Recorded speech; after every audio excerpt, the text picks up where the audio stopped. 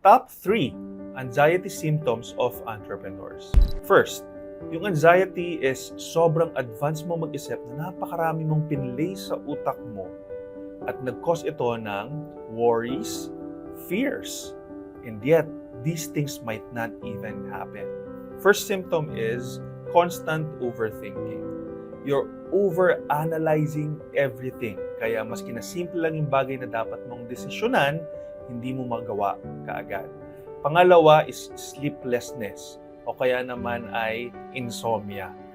Kapag meron kang anxiety attack, ang nangyayari sa'yo pag pikit mo, sobrang daming tatakbuhin ng utak mo. Constantly, it's just running until such time na maski pagod na pagod ka, pero takot na takot ka, you can't even go to sleep.